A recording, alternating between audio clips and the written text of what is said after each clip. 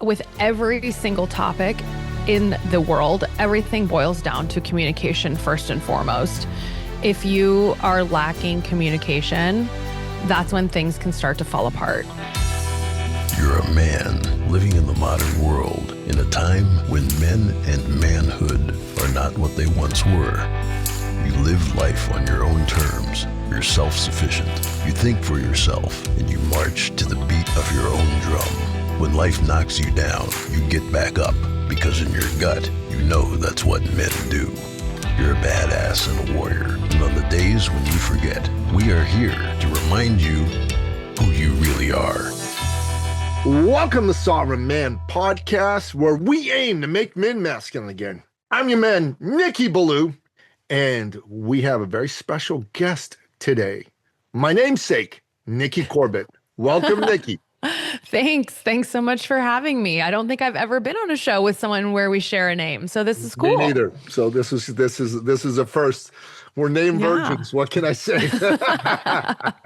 More like twins, I think. Twins. There you go. So Nikki, I brought you on the show because I listened to you with Paul Bauer, and I just thought, wow, this lady has a thing or two to share about men and women. And why don't you start by telling me a bit about your backstory? How'd you get to be the great Nikki Corbett, a woman who cares deeply about the issues surrounding men and women?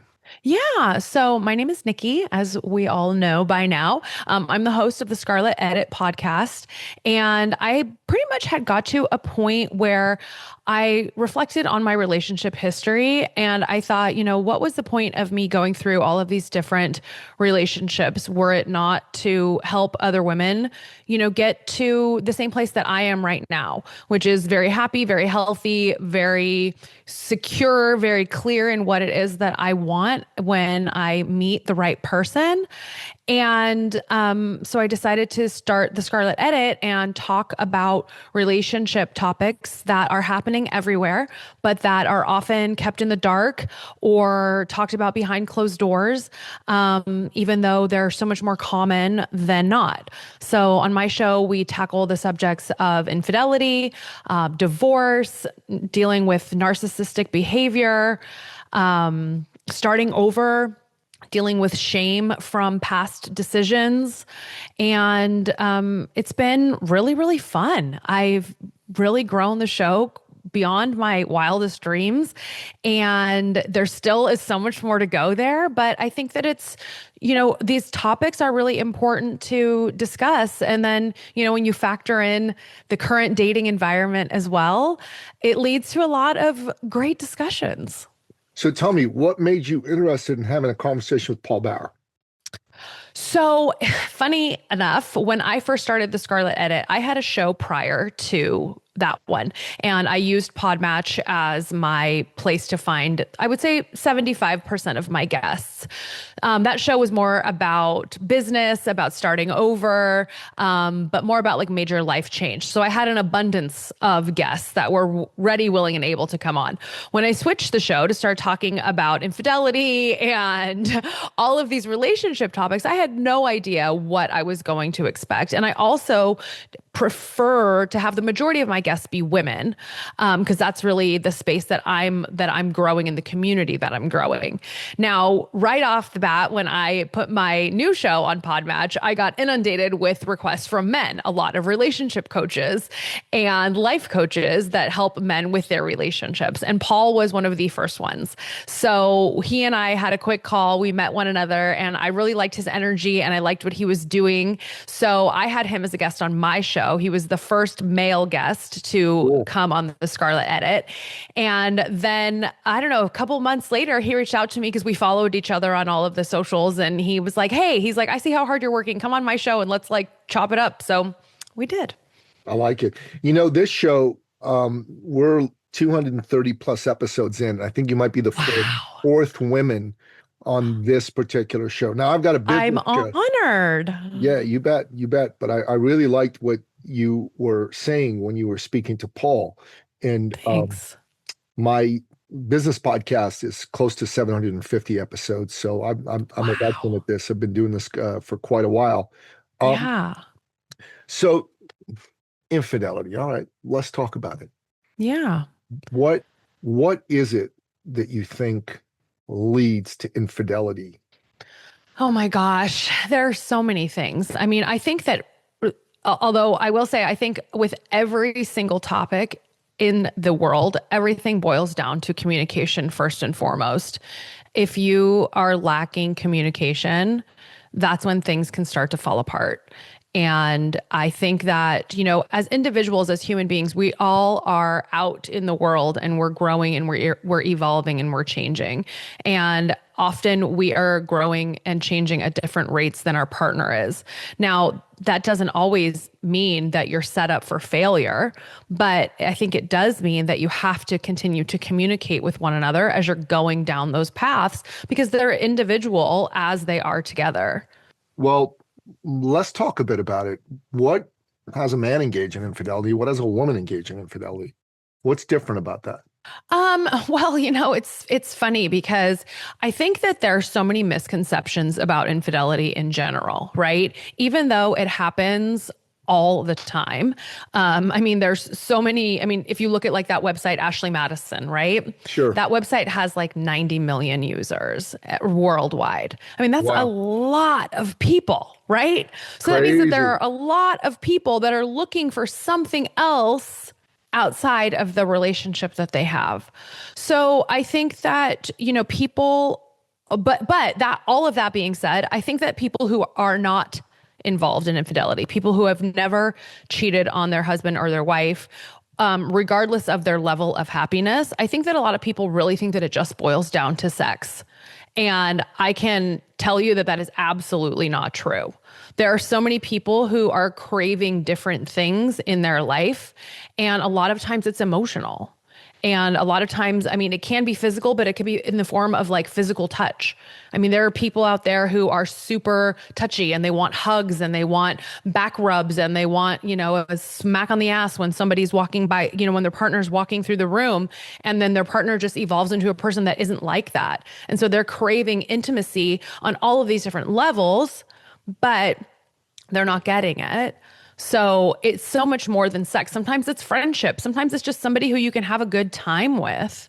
And so I think that like for me, that's why my episodes have been so popular when I talk about infidelity is because people are so curious what is going on because think about it, when you learn about an affair, you usually learn about it when the couple gets caught and then it's just this big scandal, or you learn about it like way after the fact. Because a lot of times when people are involved in these things, they're not like going out and shouting it off the rooftops, regardless of how they feel about the person, because they're likely, doing something that would hurt somebody else. Well, I've never cheated and I've been in long-term relationships.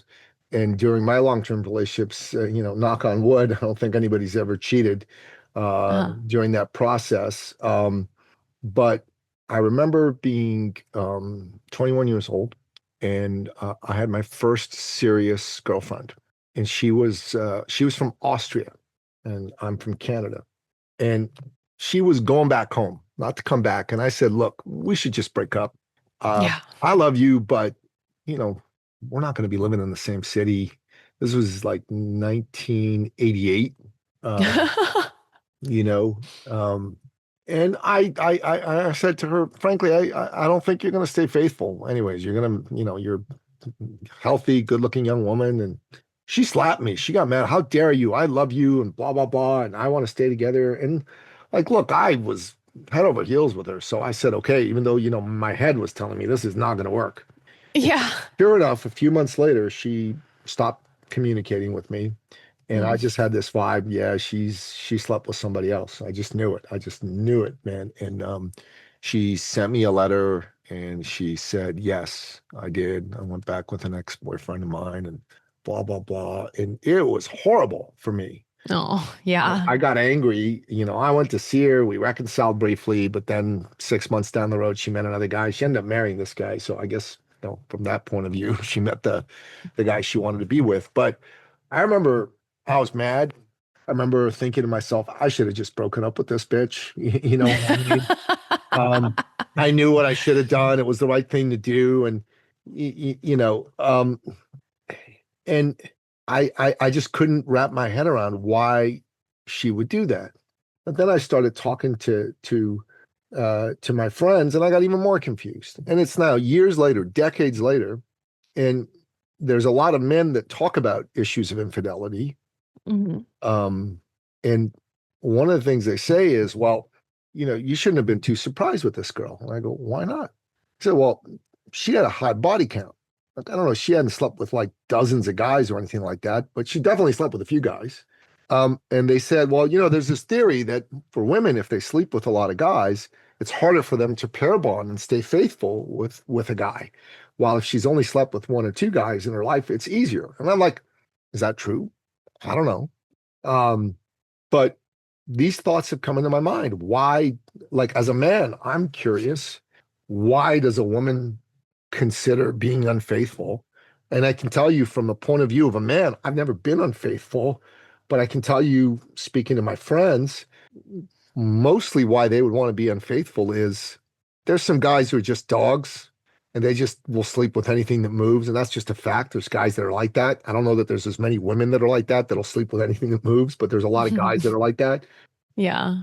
But the other reason guys are unfaithful is like in a long-term committed marriage, sometimes they just stop having sex. And for a guy, that's a big deal. Like if your woman's not having sex with you and you're only supposed to have sex with her, you're not allowed to have sex with anybody else, that gets pretty messed up. So I'm just wondering what some of your thoughts are on some of these ideas that I've been sharing. Well, okay. So going back to the relationship with the gal who moved back to Austria, like you were 21. So to me, like you were a child, like, so I look at that and I'm like, okay, she was a young, beautiful girl. She went back to her home country and with no intention of moving back to Canada or wherever you guys were when you were together. Canada. And so it was like the writing was on the wall. She was a kid. 100%. She didn't have any other experience or knowledge. I don't think it had anything to do with, I mean, I would hope that, I hate the term body count, by the way. I think that is just so disgusting to phrase it that way. And I've heard it, many times. So it's not anything to do that you said it, but like, I just think it's so gross to put it that way. But I don't think that it has anything to do with that. I mean, because think about it like realistically, right? Say you are an adult who is a serial monogamist and you like to be in relationships and maybe you have a relationship every other year and maybe it takes you till maybe you start out in your first relationship where you have sex and lose your virginity. Maybe you're 15 and maybe you don't meet the love of your life and end up getting married till you're 35. But throughout those 20 years, you've been in and out of different relationships. And obviously you're going to be intimate with the person that you're with. Like, I don't think that is like, first of all, I think that's incredibly normal for a woman. And second of all, I don't think that that's any like glaring indicator that she would be unfaithful down the road. Like, I think that's truly insane to think that, because like you could say the same for men. I mean, men, like you just said, men sleep with whatever walks. So a lot of them do for sure, but unable to pair because of their number of sexual partners? The theory is that men and women are different in this respect, right? A guy can just have sex and not have any emotional connection to it. It's just sex for him. And for a woman, they say it's more difficult, right? Like when a woman gives herself to a man, I mean, literally a man is entering her body. So there's a level of emotional vulnerability that isn't there for the guy. You know what I mean? In fact, quite the opposite. He's like looking at himself, oh my God, this hot girl's letting me have my way with her. Woohoo, I'm a stud, I'm a champion. In that head. Now, interestingly enough, for myself, as I'm older, right now, I'm in my late 50s, that sort of thing, like, I don't care about that. In fact, I only want to be with, like, I've been with the same woman for almost 15 years. I only want to be with her. I'm not interested in sleeping with a bunch of gals. Do I find other women attractive? Sure. Of course. You're a human being. I'm a human being. Yeah. Do I look at a girl and go, wow, she's cute? Sure. Of course. But do I think in my head, I'd like to tap that the way maybe I did when I was 25. Really? Not really. Yeah. You know I what I mean, mean? because it's like you're different, right? I mean, I feel like it would not even be a question. Like if I were to get to a point if I were dating someone, like the thought of like how many sexual partners have you had wouldn't even cross my mind. And quite frankly, if a man asked me that question, I'm in my late 40s, that would be a red flag to me because I'm like, that is first of all like literally none of your business. And like, why on earth would that matter? Well, from a promiscuity point of view, I think it's not a question I'd go around asking myself. I mean, candidly, but if Yeah. someone had a reputation for not being a serial monogamist, but for sleeping with as many people as they felt like, I'd want to know that. I'm not sure I'd But how would want to I, sleep but with how them. would I know that though? Like, how would I know that if I mean, say I met somebody like on vacation and he grew up in God, in on the East Coast and I grew up on the West Coast and he's 52 years old. And how would I know anything about him? So maybe he was this total man whore all through his 20s and just was, banging chicks left and right. Like, good. Bravo. Like, as long as you're not bringing any sort of harm to my body as far as sexually transmitted diseases, like, I would Well, never that's ask what that I'm talking question. about, right? That's what I'm Well, talking about. yeah, but I mean, then you have like the adult conversation and you would say something like, hey, like, I like to make sure that, everybody is, healthy before entering into this. I mean, I've had those conversations with people before. Because yeah, it is important, right? Especially since there's so many other things out there that I feel like we didn't have when we were in our teens. Yep. So, I mean, I certainly want to make sure that whomever I am with is healthy, but I literally could care less if they like screwed, 10 cheerleading squads in their teens and 20s. Like, good job. Fair enough. Fair enough. Good job. God. Yeah, fair enough. So why do you think then, let's coming back to this, what are the key reasons that this happens for people? And in particular, what are the key reasons that a woman decides, hey, I'm going to step out of my marriage? And what are the key reasons a man decides I'm going to step out of my marriage?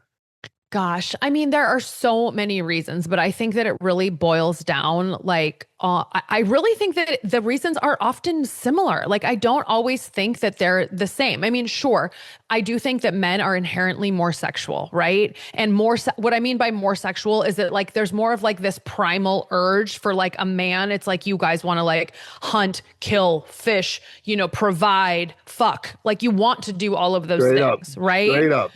Yeah. And so if you are in a long-term relationship, whether you're married or not, but if you're in a committed relationship with a woman and fucking no longer is happening, then it's like you're going to be like, okay, like what's wrong? Like what's going on? Especially if it had been happening regularly. So that's where to me the communication piece is vital. If you can't have those conversations and sit down and actually hear what your wife or your girlfriend has to say as to like why she's backed off or why she's not feeling interested, like that's tough. And I know that communication is super hard. Like I feel like I'm glazing over it and making it sound like it's as easy as saying like, hey, do you want sushi or Mexican for dinner? I mean, because it's totally not.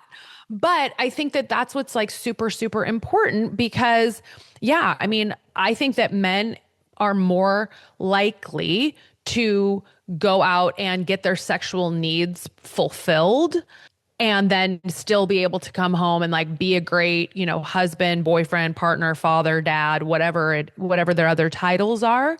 But I also do think that like, just because men are like I already said, like masculine hunters, killers, providers, whatever, you still are emotional beings. You still want tenderness. You still want love. You still want to have moments of intimacy with the woman that you're with. And I think that that's totally okay. So I think, I mean, emotional affairs, right? Those types of things happen all the time. Even the terms like work wife, it's because you're spending time with these other women in your professional world and you naturally get close and have inside jokes because you're like in each other's orbit all day, 5 days a week. So, I mean, I think that there are those things. Now, I think that women likely will cheat less for purely sexual reasons, Yeah. right? But I think that they also, it does, I mean, women are sexual beings too. It's like we still want that level of intimacy and that care and that, that experience with the man that we're with. And if they are no longer providing that, and if communication has broken down in other aspects of our relationship, I mean, I think a lot of women, quite frankly, stay in marriages for their children. I think that I think that women are more like, okay, I don't want to screw up the life for the kids, so I'm just going to kind of suffer and put myself last. But then some of them sometimes do end up having a connection with another man and going down the affair route. But I think it's more times emotional than just purely sexual.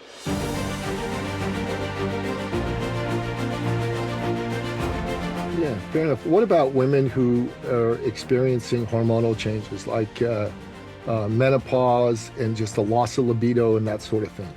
What have you heard about that in your conversations with the ladies?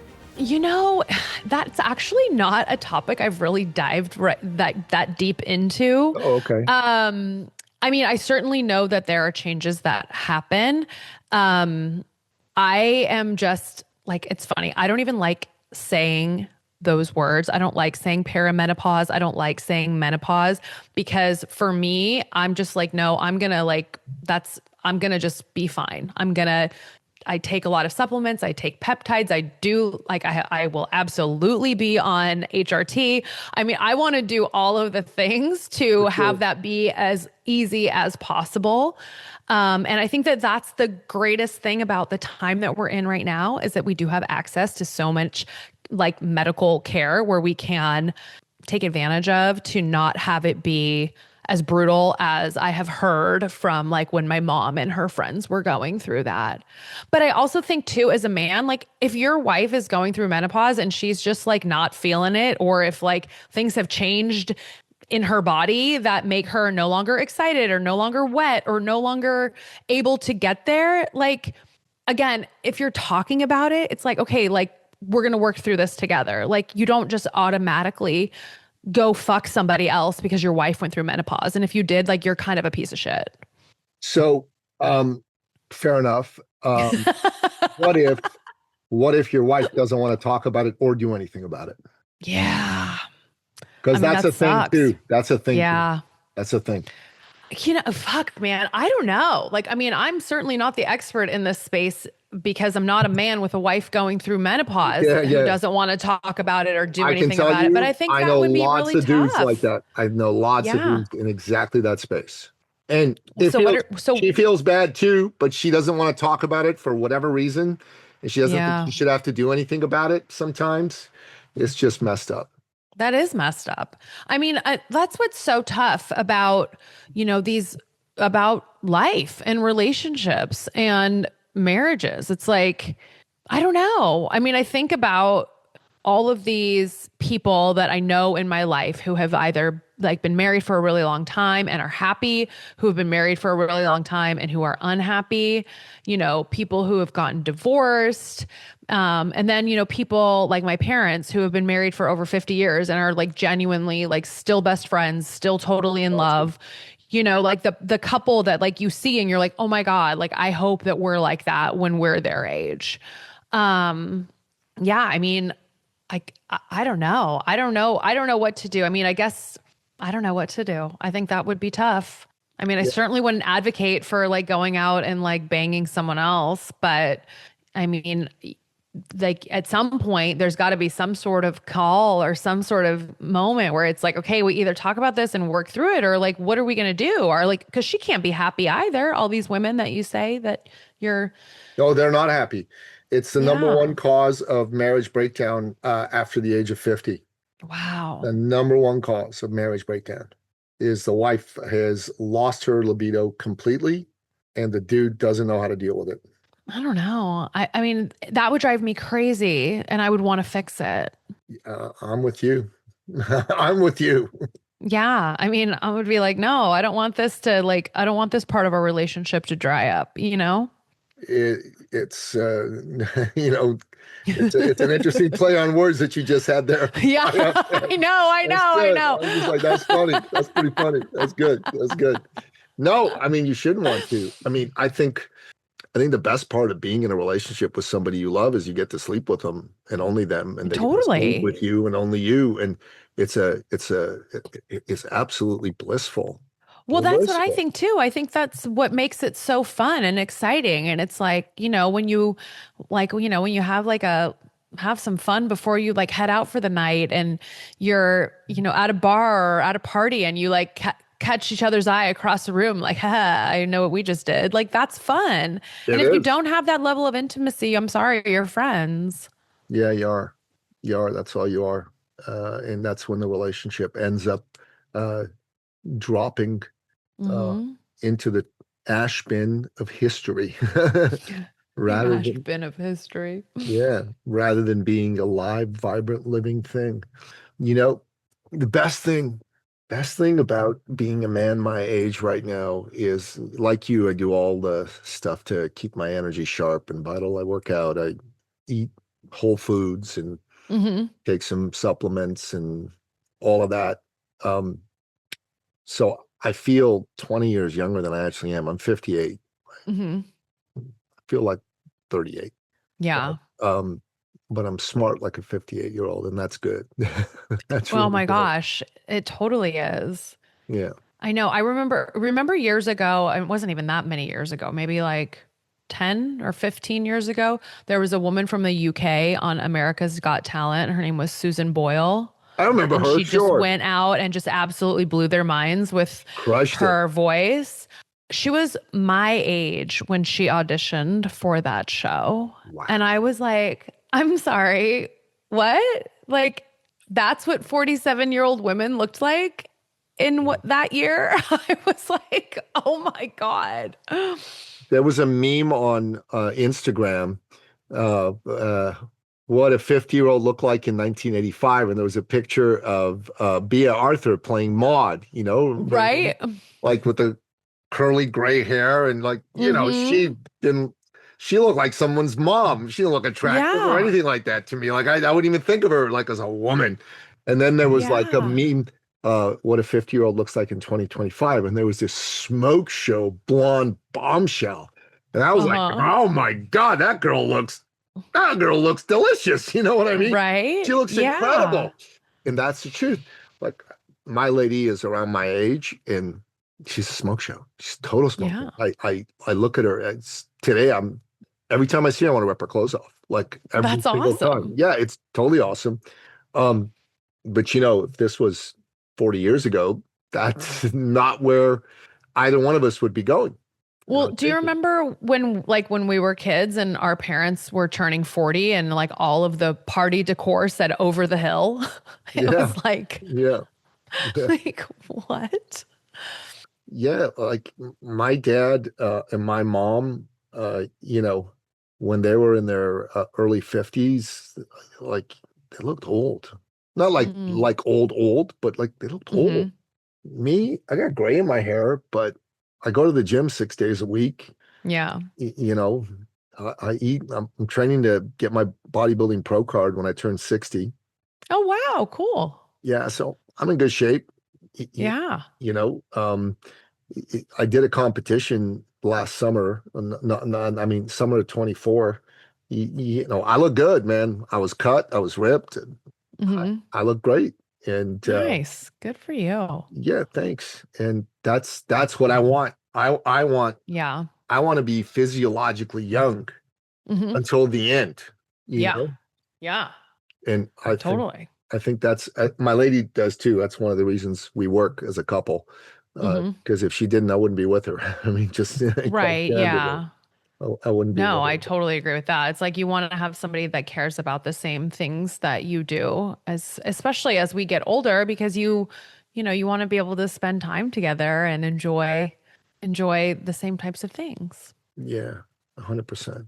All right. So what else do you talk about on your show? Divorce, you said? Mm-hmm. Yeah. So what do you have to say about divorce? Oh gosh. I mean, one of the main things around my show's topics are kind of like letting go of like shame and stigma around some of these topics, right? So maybe, and that's why I called it the Scarlet Edit, because I'm sure remember that book, The Scarlet Red Letter, letter. Yep, I do. where the woman was branded as an adulteress and had to wear the scarlet letter A on her chest. Now, I am such a firm believer that as human beings, and I've already said this, we grow and evolve. And that as we do that and we work on ourselves and get to know ourselves better and become better human beings, like perhaps we've made choices in our past that we would not make again in our future. And I think that that is totally okay. And what's unfortunate is that I feel like women are often shamed in a lot of ways for decisions that they have made around relationships. One of the examples that I give a lot is, say there are two women. They have the same career, they have the same car, they have the same home, they have the same number of children. One of those women has three different relationships over the course of 10 years. The other woman has three different marriages over the course of 10 years. Who are we going to shame more? The woman who has three divorces. Why is that? What's the difference? And why is that fair?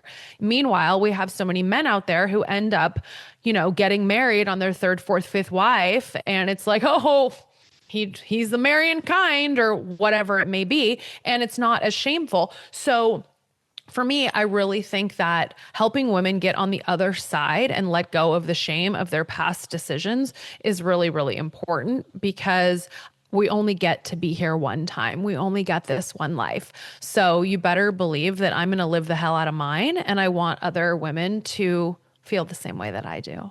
So your take on divorce in your podcast is really around shame primarily?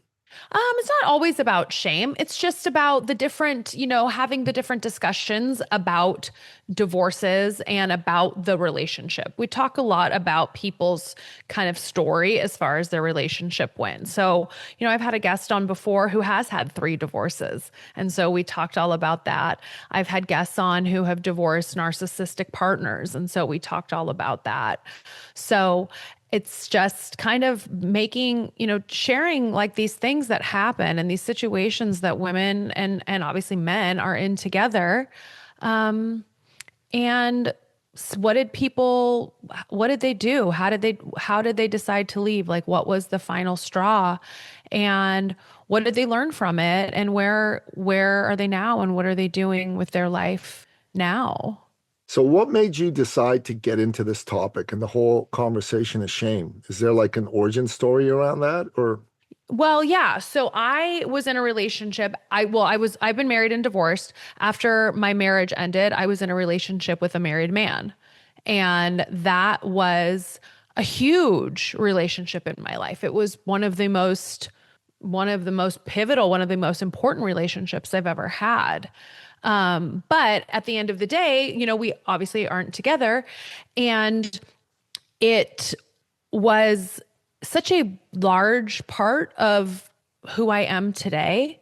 And I got to a point where I kind of felt like, okay, I know that I am me because of all of the past choices that I have made, but I haven't always shared all of those things. Now, in my relationship, he was a very active participant in my life. Like, my family knew him, my friends knew him. So it wasn't like this big secret, even though he was married.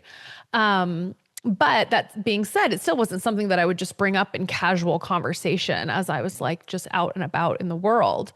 So I got to thinking about, how can I use my experience to help other people work through, either if they had been in a similar experience, if they were currently in a similar experience, and, all of the feelings and all of the changing that takes place when you get on the other side of something like that. So when I kicked off the Scarlet Edit, I kicked it off with my own story, which I felt kind of really ripped the Band-Aid and gave me some credibility, because I was willing to so boldly and vulnerably share that I was the other woman. So what made you decide to stay in a relationship like that once you found out he was married? Because I was in love. And how long were you guys together for? 5 years. What happened at the end that had the relationship end? I mean, it's kind of like any relationship when you're not getting everything that you need and you ask for it and you don't get it, you get to a point where you're like, okay, I think I'm done here. So, I mean, it really was that simple. It wasn't like, I certainly wasn't planned. I mean, I obviously had frustrations, but I mean, the day that it all went down, it wasn't what I woke up in the morning intending to do, but that's what happened. I got to tell you, I don't know how I could relate to that. I mean, I met someone well before I got married in the 90s, and she was a woman that I met one time, and we had and she came to a party that I was at with a guy that I knew. Now, I wasn't good buddies with this guy, but I knew him. Mhm. And he was a cousin of a good buddy of mine. And she sat near me, and we spoke for 2 hours that night. Now, other people spoke too. It wasn't just a private conversation the entire time. But I remember at the end of it thinking, wow, I like this girl. She's attractive. She's smart. There's a energy about her. And I didn't do anything about it for 6 months. And then I called my friend, who was a relative of this guy who brought her to the party. And I just told him, I said, look, man, I don't know if you remember this girl. I met her. I think she came with your relative. And I've been thinking about her ever since. I'd like to get her number and call her and see if she'd like to have a cup of coffee. And he said to me, he said, you're too late. I said, what do you mean? He said, my relative asked her to marry him, and she said yes. And he said, so I'm not going to give you her number. Right? Fair. I'm not going to give you her number. And I remember feeling this small. You know what I mean? Yeah. Because I put myself out there with this friend of mine. Yeah. And I told him something I wouldn't normally tell anybody. Oh my gosh. I wouldn't tell anybody. I've been thinking about this girl for 6 months. No, I was this. I don't think I was even 30 years old yet at that time. Mm-hmm. And I just thought, fuck, this could have been one of the ones. In fact, she's the person who introduced the concept of the ones to me. Wow. She said, there's no the one, there's the ones. There's several ones in your lifetime. And before that, I always thought there was a one. And I'm like, well, okay, fuck, that's pretty smart. I never thought of that. And, yeah, and I never saw her again. Never saw her, never met her. I wasn't invited to anything that she was at. Mm-hmm. Maybe deliberately for a while. And I'm past it. I got married. I'm with another woman I love very much, blah, blah, blah. But yeah, of course. I remember thinking about this for a long time and asking myself, what would I do if I ever saw her? Would I ask her to have a cup of coffee with me? And I'm like, not if she's married to this guy. I just thought, no, I can't do that. I don't want that done to me, so I'm not going to do it to somebody else. Was kind of where I that, right? Yeah. Because I believe in the law of karma, that what goes around comes around. But yeah, that's how I was curious when you shared your story with me. That couldn't have been an easy time for you. No, I mean, I think ending any type of relationship is tough, right? When you cut something off with somebody that you love, that means that you're no longer talking to them every day, seeing them every day, hanging out, sharing your life with them. So yeah, it definitely sucked. Yeah. Nikki, you got a lot of ovaries, as they say, to come out. Oh, I was like, what? I get it. To come out and be open about some of the crazy shit that you've gone through in your life and have this conversation. It takes something. Well, thanks. Thanks for having me. Thanks for coming on the show. I enjoyed the conversation, and me too. I hope that the men listening learn something from your perspectives. Me too. Awesome. And that's a wrap. Thank you for listening to the Sovereign Man Podcast. If you're ready to take charge of your life and become the man you've always wanted to be, we invite you to join the movement at sovereignman.ca.